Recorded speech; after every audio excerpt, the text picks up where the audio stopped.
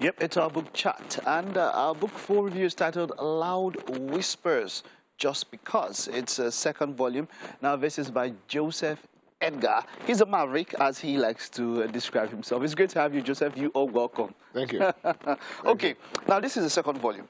Yep. That was the first volume. Yep. Let's just do a very, very fast recap of what the first volume was all about. Basically, it's just a compilation of my essays, my articles in this day. So I read a column for this day called Loud Whispers. So I get a lot of feedback, people had missed last week's one, or he said something about the other one, and all that. Because it's very, if I may say so myself, it's a very influential column. Okay. I've heard that it's one of the most read columns in the country. So we now packaged the first volume. Chronicled everything together and all that. About 5,000 copies went out. And this one, another 5,000 copies sold out. So I don't know how you got this. Okay. So, well, we have our ways. All right. So, Loud Whispers. And this is, you have as an annotation there, poking a finger at society's underbelly. Yeah. What exactly are you trying to achieve by this? I'm trying to say those things that people find very difficult to say, and I don't know why, but say with a lot of humor. You understand? So the column is very mischievous. It's very say you look for trouble. Look for trouble. I can understand. And it goes to places that most people don't want to go to. Don't want to go. Yeah, yes. So I have gone through the book and there are some that interest me. Let's see this one. This is at page 30. Uncle Lai Muhammad. Wherefore art thou? Yeah. What are you trying to pass across in that particular don't forget this book, thought? This book came out like 2 years ago, so things have happened. But this particular subject has been very consistent in his approach and outlook. Do you understand? You get, so that's me trying to poke a finger at him. Do you get, using humor, you get to say some very harsh things to him about some of his positions. Do you understand? In national, I think he just comes out there without really, I think he's a very brilliant and very intelligent person. Do you get? And most of our politicians are. Yeah, and he does some of these things very deliberately. You get, he says some of these things very deliberately to achieve a certain level of confusion within the system. You get to stymie, the issues, and then so making people lose focus on the real, whatever it is that is the issue on ground. Okay.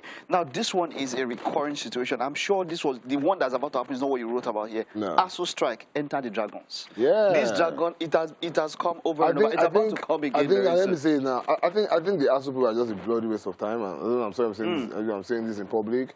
And it's really not their fault. It's government's fault. Because always go through this education. For me, yes, there has to be some level of buffer where government should make sure that every free-born Nigerian child is entitled to education, at least at the primary and the secondary level. At the tertiary level, I do not believe that government has any business in tertiary education. So because of that, do you get the funding at that level will continue to be epileptic. So when you say that you're a professor, you're a lecturer, whatever it is you are, you're waiting for government subvention, which is not coming, you're waiting for salaries or whatever it is, you're going on strike every other day, disrupting people's lives, young people's lives, because of your... Look, my uncle, my brother-in-law is a professor. He's a professor of engineering or something like that. And the guy says, look, I don't remember about, so I don't believe in all these strike things, because I came to educate and enlighten young people. But how do they get the... what is it? They're entitlement? Government should sell the schools. I've written about that. So government should sell the damn schools. Yes, government should privatize the whole thing. I don't want to say this up front. My daughter got admission to a school in Scotland. We pay school fees, and they say they cannot continue that education. I asked them, I say, why? They say because that particular lecturer couldn't attract the minimum number of students that will cover his cost. That's how it's done in normal places. Oh, wow. So here, whether it's 3 people are coming to your class or not, government will pay you. And when does not come, you say you're going on strike. Go out there and take the risk. Sell your intellect. So in normal times, if I want to choose a course, I'm looking at the profile of the lecturer. Are you getting me now? Does it make sense? Who I want to pass through him? Did he teach Wale Soyinka? Are you getting me now? Then I register for his course. That counts. So if I don't register for him, if he doesn't get that benchmark, it's antecedent. It's over. Are you getting me now? So that pushes that lecturer be very serious with his job. Don't be selling handouts of 600 years ago.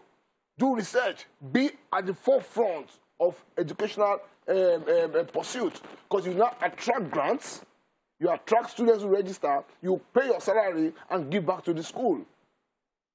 So what we're seeing here now is business on both sides, on the government side and also on the lecturers' side.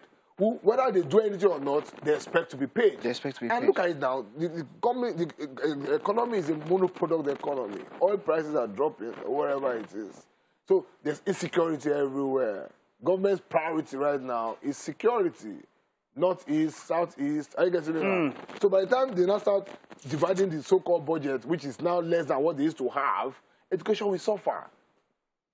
Are you getting it now? So government, to me, as Joseph Edgar sitting down here, must guarantee primary and secondary education.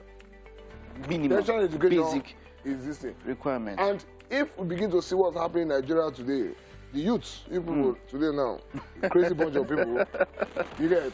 But you guys have been able to do something we couldn't do in our own generation. We were trained for servitude. We went to school to learn how to come and serve. Again, so those days, when I go to school, what do you want to be? Engineer, doctor, lawyer.